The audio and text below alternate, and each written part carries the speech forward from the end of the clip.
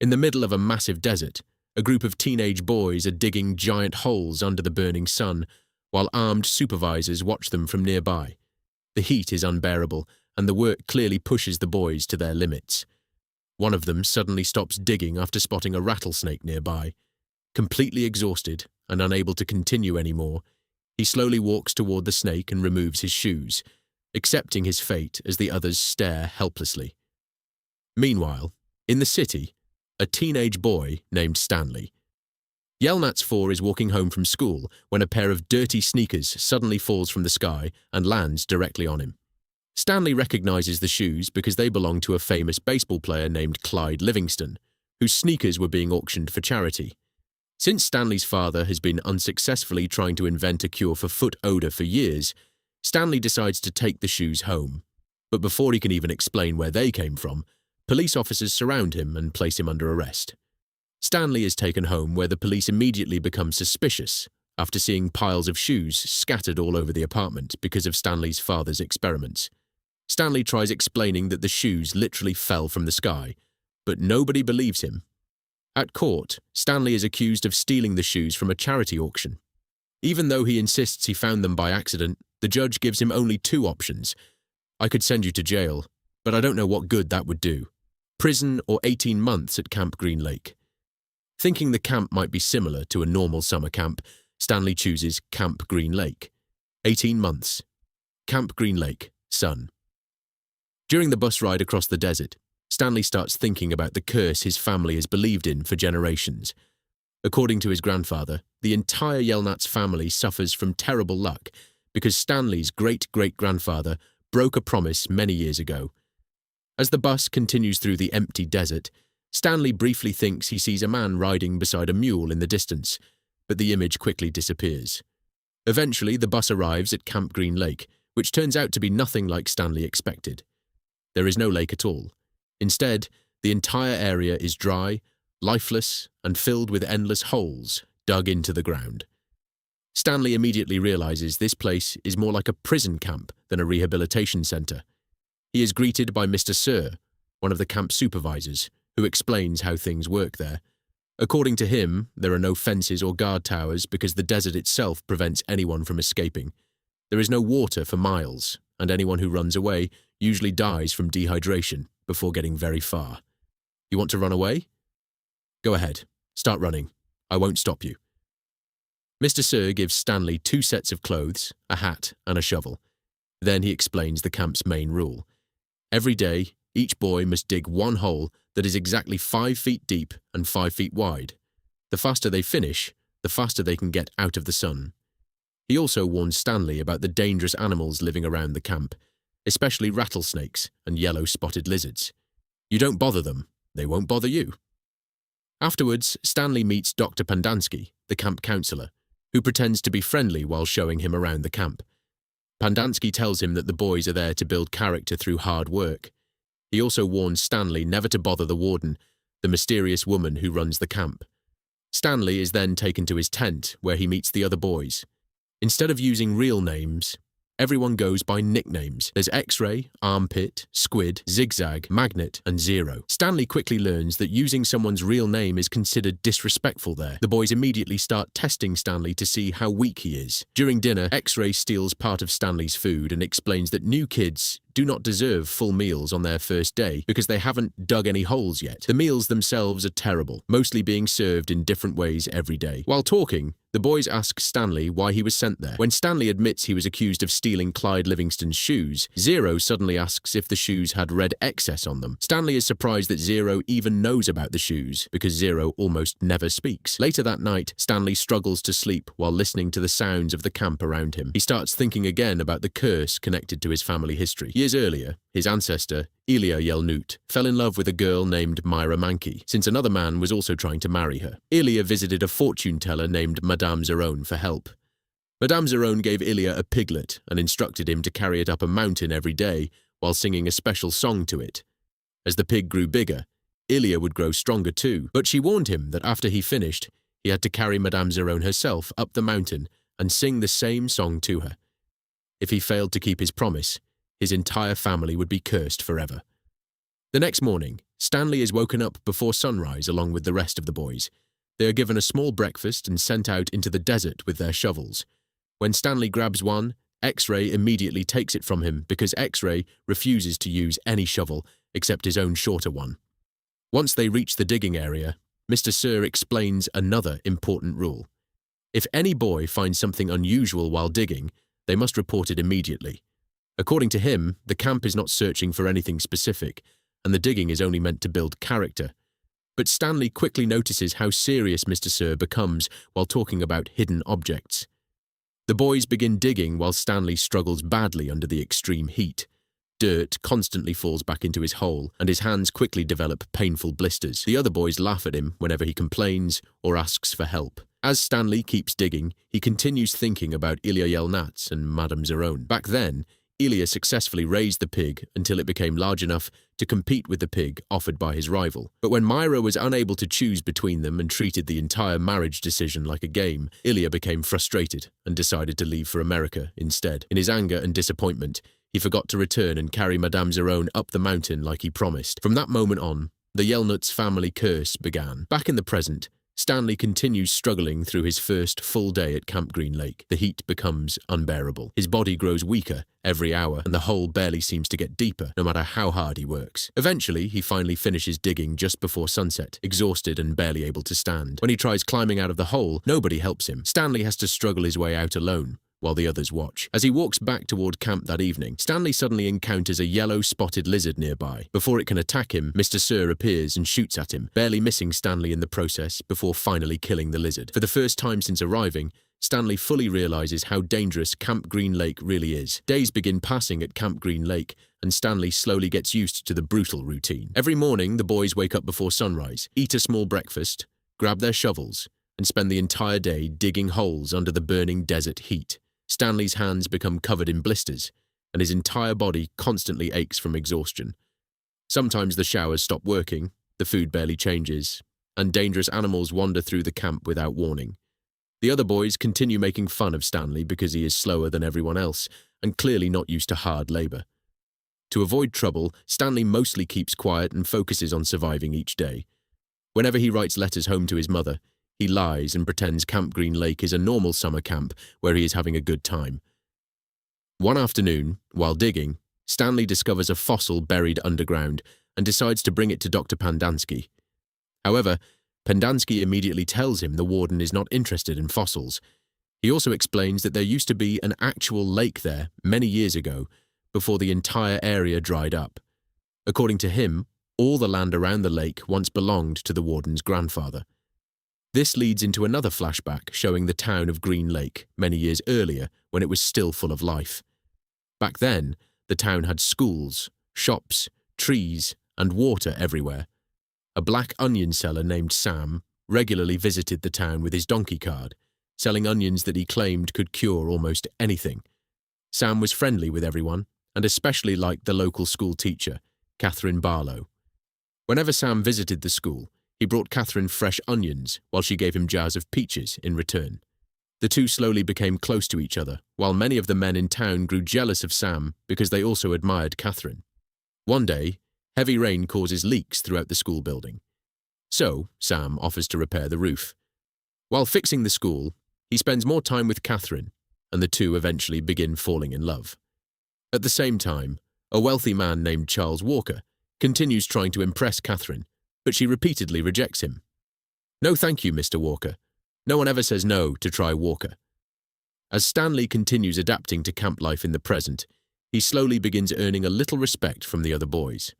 One afternoon, he accidentally falls on Zigzag during an argument and nearly starts a fight, but the situation is stopped before it becomes serious. Afterward, the boys officially give Stanley the nickname Caveman. Nobody messes up the Caveman. Did you see the Caveman back then? Finally treating him like part of the group. Not long later, Stanley receives a letter from home explaining that his father's experiments are still failing and the family's financial situation is getting worse. Around the same time, Zero quietly asks Stanley to teach him how to read because he never learned properly. Stanley refuses at first because he is too tired after digging all day. "I get tired from digging all day, so want to come back and chill, you know." During another day of digging, Stanley suddenly uncovers a small golden tube with the initials KB engraved on it.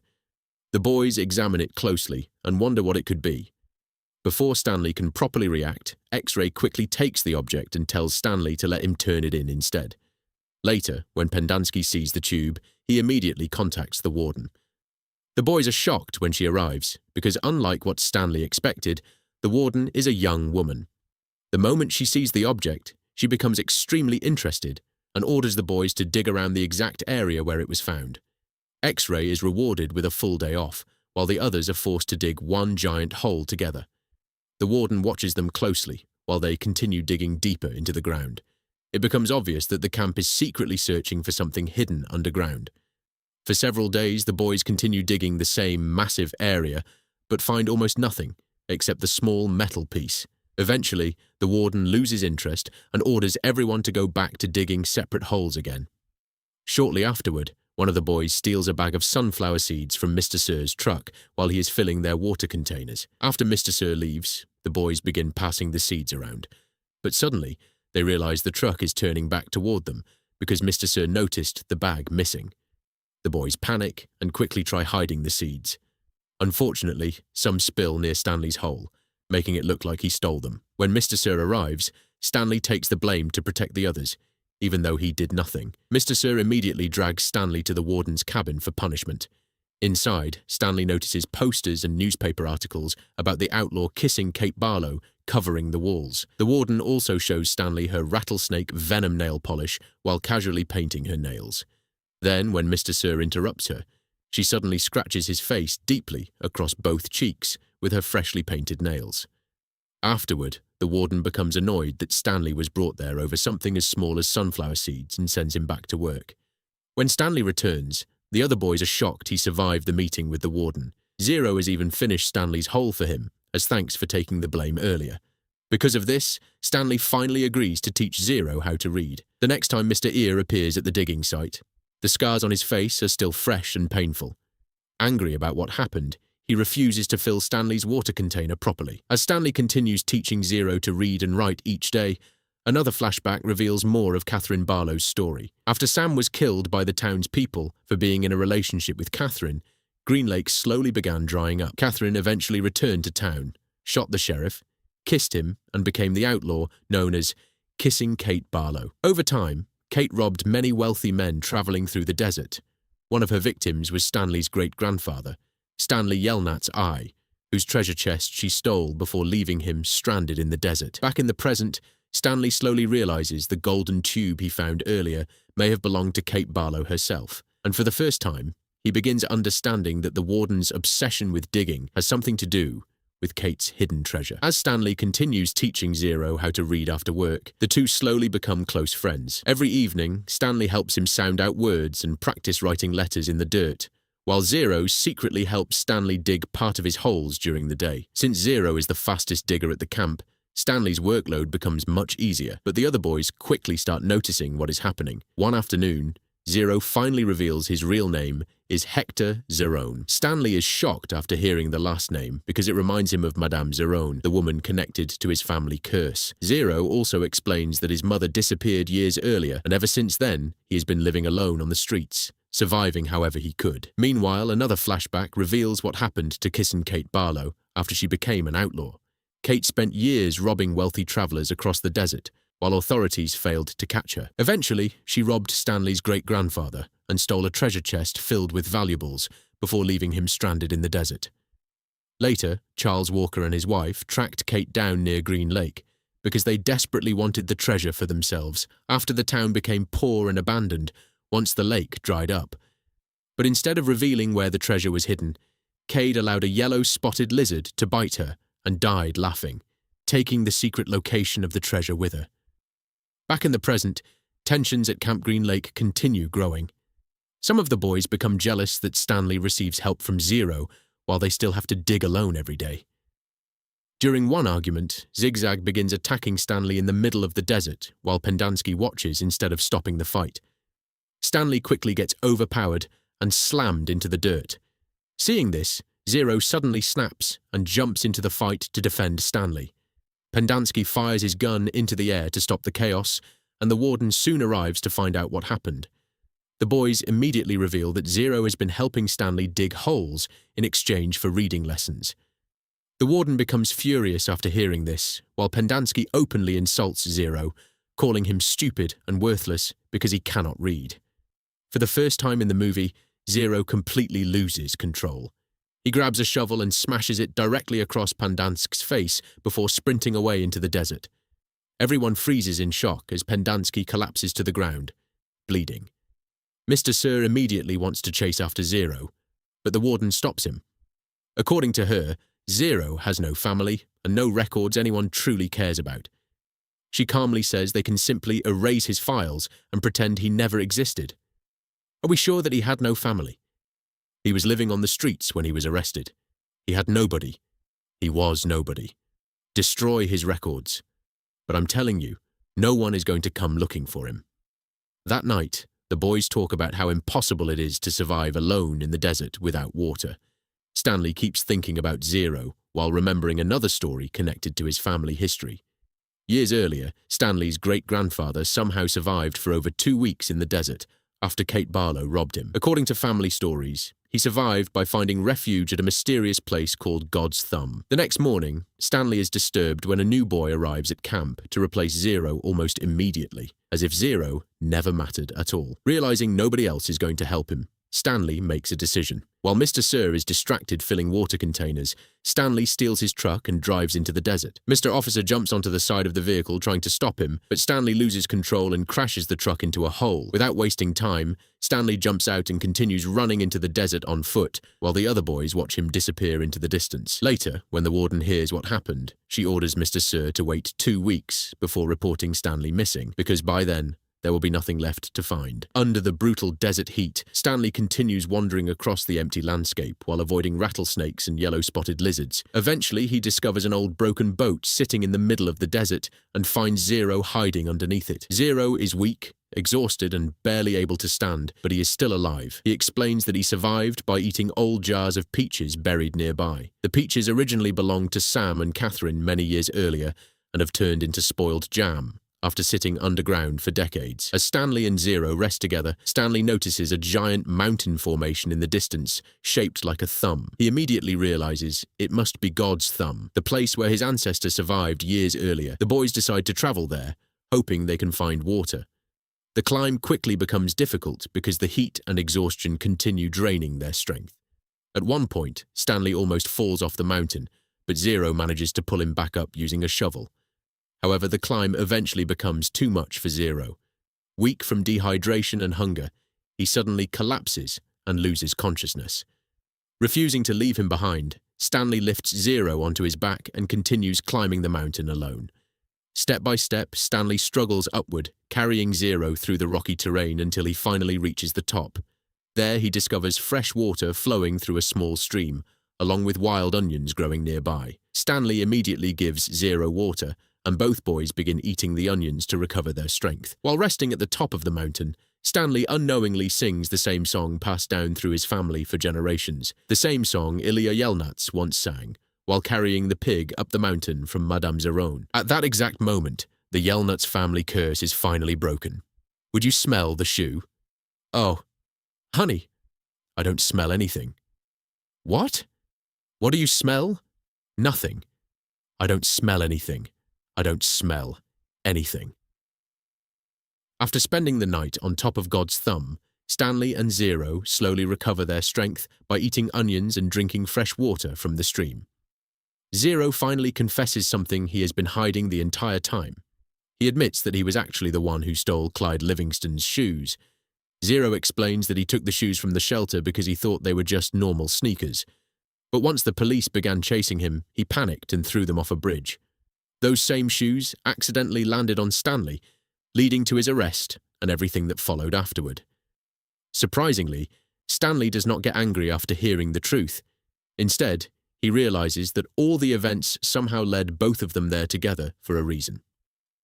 Meanwhile, back at Camp Green Lake, Stanley's lawyer arrives to take him home after new evidence proves he is innocent. However, the warden lies and claims Stanley ran away on his own. The lawyer becomes suspicious and warns the warden that she will return with the authorities if Stanley is not found. Back on the mountain, Stanley keeps thinking about the golden tube he found earlier with the initials KB on it. He eventually realizes it belonged to kissing Kate Barlow and becomes convinced her treasure chest must still be buried somewhere near the hole where he originally found the tube. Stanley and Zero decide to leave the mountain and return to Camp Green Lake one final time to search for the treasure. That night, they carefully sneak back across the desert and eventually arrive near the digging site. Stanley locates the exact hole where he found the lipstick tube and both boys begin digging together. After hours of digging, Stanley suddenly hits something solid underground. The boys uncover an old treasure chest buried beneath the dirt, but before they can escape with it, the warden, Mr. Sir and Pendanski, suddenly appear and surround the hole. At that exact moment, several yellow-spotted lizards begin crawling out of the dirt and into the hole with Stanley and Zero. The warden desperately wants the treasure, but nobody is willing to enter the hole because the lizards are deadly. Stanley and Zero are forced to remain completely still while the lizards crawl all over them. As the night passes, the warden grows increasingly frustrated. She explains that her family spent generations searching for Kate Barlow's treasure ever since her grandfather failed to find it. She reveals that her grandfather forced her to dig holes around the desert her entire childhood, even on holidays, continuing the obsession passed down through the Walker family. Morning finally arrives, but surprisingly the lizards still have not bitten Stanley or Zero. Then Stanley's lawyer suddenly returns with police officers and government investigators. The warden quickly invents a story claiming Stanley and Zero stole the treasure chest from her cabin before escaping into the hole. But when the investigators examine the chest closely, they discover Stanley Yelnat's name written directly on it, proving the chest originally belonged to Stanley's great-grandfather before it was stolen by Kate Barlow. At the same time, the investigators discover that Zero's records are missing entirely. This immediately raises suspicion about how Camp Green Lake has been operating. Soon, the truth about the camp begins falling apart completely. The authorities learn that Mr. Sir is actually a criminal using a fake identity, and that Pendanski is not a real doctor. As the investigation expands, the warden, Mr. Sir, and Pendanski are all arrested.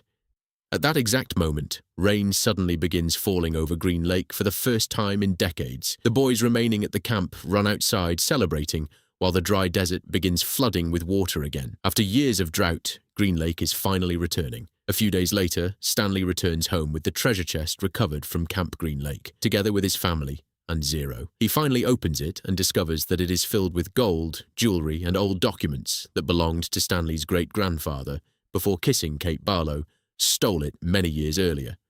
Inside the chest, they also find valuable stock certificates that have become worth a fortune over time. Overnight, Stanley's family finally becomes rich, after generations of bad luck and struggle. Stanley immediately decides to share the treasure equally with Zero, because he believes they both earned it together. The Yelnats family agrees without hesitation and officially welcomes Zero into their home. At the same time, Zero uses part of the treasure money to hire investigators to search for his missing mother, leading to an emotional reunion between Zero and his mother. Stanley and Zero are now living comfortably with their families as neighbors. The two remain close friends and continue spending time together along with some of the other boys from Camp Green Lake. Stanley's father's invention becomes so successful that even Clyde Livingston, the famous baseball player connected to the stolen shoes, appears in commercials promoting the product. In the end, everything finally connects.